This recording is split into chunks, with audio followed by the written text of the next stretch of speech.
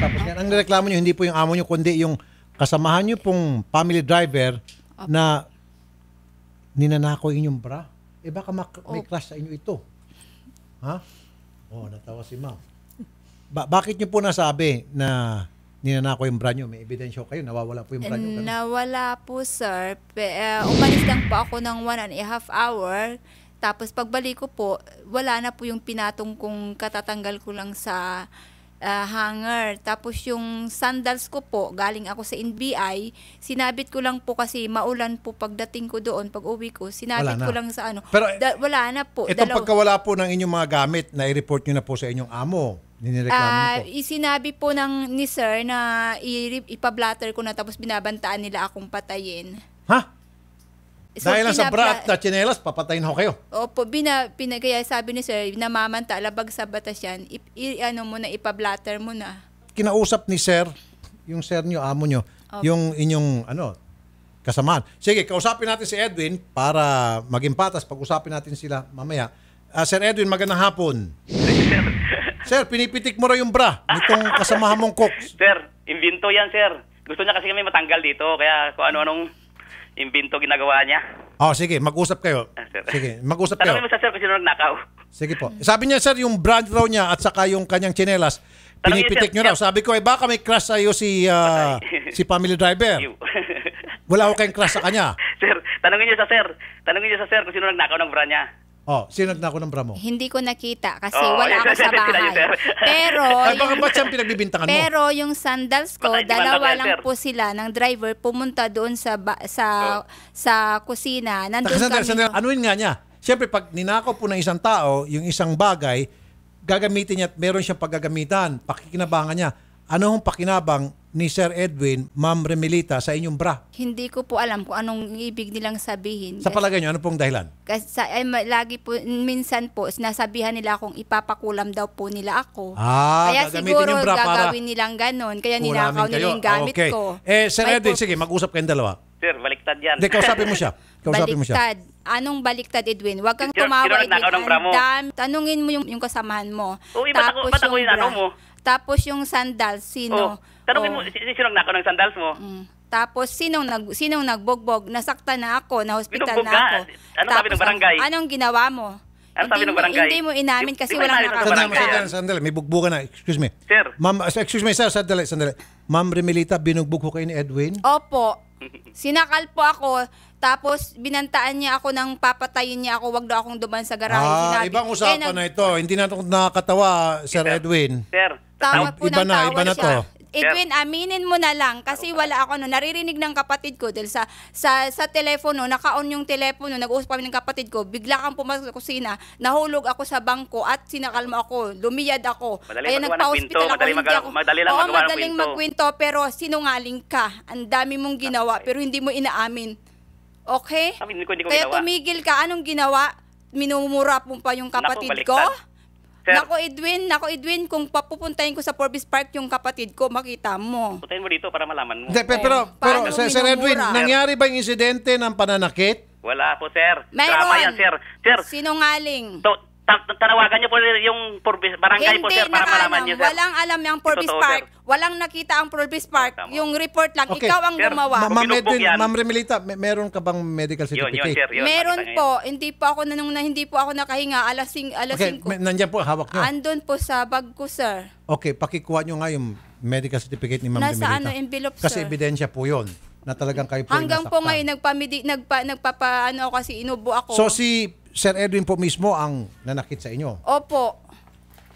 May ebidensya siya. Sinakal niya ako, inano niya ako ng balot ng kanyang... Bakit hindi ho pinatawag ng amo o kinausap ng amo niyo itong si Edwin, kayong dalawa, Remelita, at diba? Pag-usapin kayo, sa barangay pagharapin. po ang inano po ni Sir, kasi binabantaan niya akong papatayin niya ako.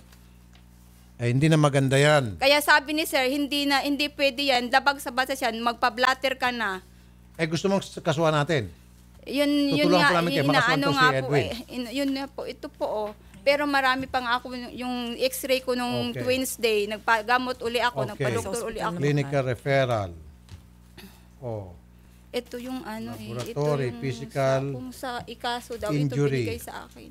O, may physical may sugat si ma'am. Ito yung med-cert. Talagang nasaktan ho kayo. O, Sir Edwin. Hindi physical injury, sir. Clear po yan, sir. Clear po yung ano niyan. Saan yung ano mo? Saan yung doktor mo? Saan yung doctor certificate mo? Sir, Sabi mo, Claire. inayos na po ng barangay yan, sir. Wala.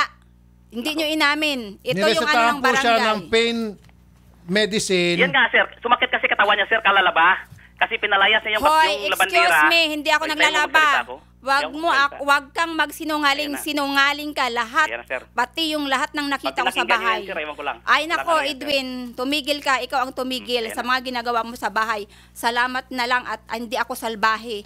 Salamat na lang at hindi ako pareho ng mga katulong sa bahay na nakasama Ito naman ninyo. doktor na ito, Nins, hindi ko maintindihan eh. Talagang Sir, doktor. Sobrang liit ng sulat. Hindi. Kung maliit ng langgam, mas maliit pa sa langgam ang sulat nitong doktor na ito. Lalong hindi ko yun Hirap na mababasa. ako. Physical injury, secto, mauling. Physical injury to secto, mauling. Wala nakalagay na bruises o ano. Wala O naman. po. Wala pong bruises. Walang pasa. Ito Anyway, hindi nila inamin sa barangay. nagbarangay na ho pala kayo nito, Sir Edwin. Yes, sir, Hindi naayos na ng barangay yan, sir. Ang usapan naman sa barangay, wag na mag-usap kasi drama ho yan, sir, ang sinasabi sa inyo lahat kasi nungalingan Tumigil po ka yan, sir. drama. Tawagan niyo po Hindi barangay, drama. sir. Tawagan niyo po para Hindi malaman drama. niyo. Hindi alam ng barangay kung anong nangyari sa akin. Ang nag-report lang ako. Pulis pumunta dito, sir. Oo. Pulis. Edwin, ikaw ang Pumunta ko yung gumawa. pulis dyan. Yes, sir, pulis barangay, sir. May barangay po kami dito sa Forbes Park, sir. Tumawag ako sa pulis, kaya pinapunta ko doon dahil sabi niya, hindi daw niya sabi sa pulis, hindi daw niya ginawa. Okay, Ako sandali. May magreklamo. ebidensya naman po yan. May ebidensya po yan. Edwin, magreklamo ako kung hindi mo ginawa. Sandali. Miss Mirimilita, gusto niyo ba magdemanda labang kay Edwin? Gusto ko po. Kasi Sasama namin yung kayo. sa pag-ano niya, Hindi, sasama namin kayo. Okay sa'yo. Opo. Okay. Tanong ko, hindi na ba pwede kayong pag-ayusin? Pwede naman po sana. Kaso, Okay. So, pag-ayusin ko na lang kayo. Okay ba? Kasi wala naman nakalagay dito na bruises eh. Ang sinabi lang dito, complaint, physical injury. Loko-loko pa nga itong doktor eh. Mali pa magsulat. Okay. Complaint, physical injury, mauling. Pwede ba kayo mag-ayos? Pwede po, sir. Kaya Okay. lang gusto ko pong mabayaran nila lahat ang nawala sa akin at yung nagasto ko lahat sa Okay, yung doktor nawalang at bra. mga gamit ko. Saka Tulad yung ng? ano po sa doktor, lahat ng mga medical Ah. medicine, babayaran nila. Okay. Yun po ang Sir sabi. Edwin, may pag-ayos daw siya basta't bayaran mo yung mga kinuha mo sa kanyang bra, Naku. yung kanyang tsinelas at Lahat mga ng- Sana gamit. in-interview muna ng mabuti yan. Yung mga medical ko, sir, yung mga nagasto ko sa doktor, lahat ng gamot ko, bayaran nila. Naku. Hmm. Ang sakit mo, ipapasa mo sa amin. Ikaw naman, ang sakit mo, may sakit ka. Oy, tapos Edwin, ipapasa wala mo akong sa amin. sakit. May Wala inubo ka, akong, tapos wala kami akong magbabayad sakit. ng... Naku, Wala ano ka akong ba? sakit. Ginawan mo ako ng sakit, okay? Ay, patay na. Ikaw ang gumagawa ng sakit mo. Wag kang sinungaling dahil lahat Ayun na. ng simula nang nandyan ako, so puro ka sinungaling. Ayun na. Sige, Okay? bahala ka na. Kahit anong ginawa sige. mo sa Okay. akin, ginawa mo sa amo ko, pinagmumura Sandali mo na po, ako. last na to. Ano, 2 more minutes. Ma'am, hindi na kayo pwede mag-ayos? Dalawa? Yun Basta't lang bayaran. po.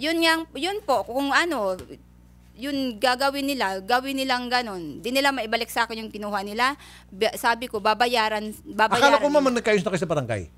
Hindi po ako pumirma, sir. Piniki nila ang pirma ko sa barangay. Kaya yun nga rin po ang paano ni sir. Kaso lang, binabantaan po ako tinatakot ako sa barangay. Sige po, pwede ho namin kayo samahan sa polis sa aspetong yan. Okay? Opo. Sige po. Thank salamat you, sir. po, ma'am. Okay. Sige, Sir Edwin, salamat po sa pagtanggap thank you ng po, sir. tawag namin. Magandang Yes, sir. hapon po, Sir Edwin. Yes, sir. Thank you po, sir. Sige po, Ma'am Remilita, punta ho kayo doon kay Odette Okay, thank para you doon po. sa pagtulong namin sa polis. Salamat po, sir. Magandang hapon po, ma'am. Wanted.